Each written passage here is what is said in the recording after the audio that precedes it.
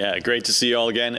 We had a one-match week last week. We played South Dakota in Vermilion on Thursday, and then we had a bye on Saturday, which was great for us. We got 3 days off, a chance for us to take care of our bodies, to catch up on some schoolwork as we look to enter the last stretch of play over the next 3 weeks. We've got Oral Roberts in Denver on the road this week, and then we're home next week for our last 2 home regular season matches against Kansas City and South Dakota State, and then we've got our rivalry match down in Fargo on Tuesday after that as we prep to solidify a spot in the Summit League tournament with these last 5 matches. And we've got some individual players that have been absolutely crushing it. We're going to hear from Izzy McCormick later, who's on a tear right now defensively and has been just unstoppable in that phase of the game. But we've also got a lot of athletes that are nearing some pretty big milestones. Maddie Horniak is very close to cracking 1,000 career digs, which would be a huge feat for her. Elizabeth Norris is really close to surpassing 2,000 career assists, which we're really excited about.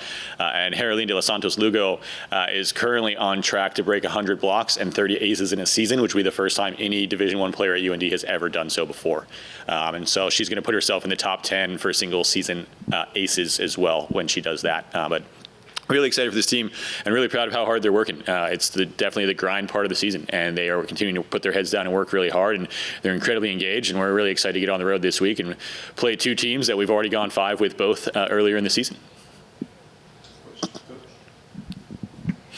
How critical is this week in terms of what you're trying to accomplish to qualify for the tournament? Yeah, it's big time. The final spot in the Summit League tournament is going to come down to us, Kansas City, and Oral Roberts. And so the match on Thursday will be massively impactful for that race. But at the end of the day, every match is impactful. The match on Saturday against Denver is going to be huge. Look, we're in a spot where, depending on how the rest of the season goes out, we could finish 5th in conference with Denver at 6th, depending on how they finish as well. So every match is huge for us, and we're excited to take it one game at a time and be good today. What's been your biggest focus with that maybe extra day or 2 off?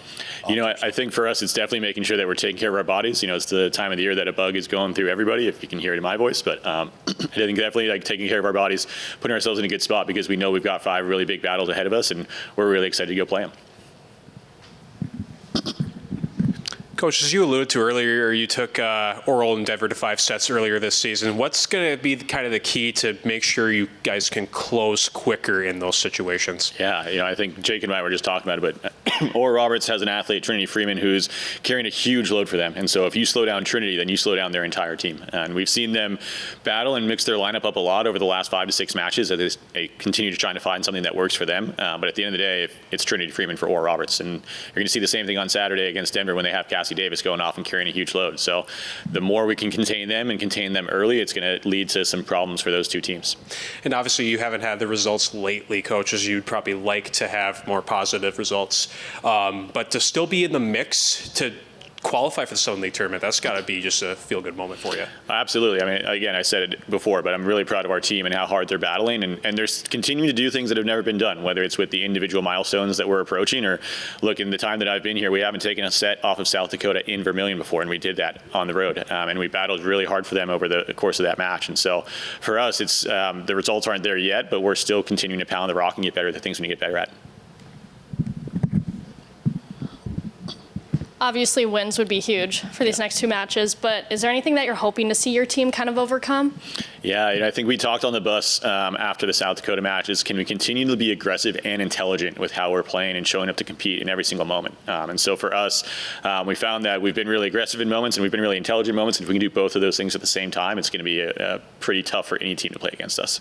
Are there any key things or key factors that you think both of these matches are eventually going to come down to in the end? Yeah, outlast the other team. Right, and they have players that they're going to set 1,000,000 balls to, and we saw last time we played Denver, they had 53 attack and service errors combined, so we know they're going to be really aggressive in how they play against us, and so our ability to handle what we do and take care of ourselves is going to be huge.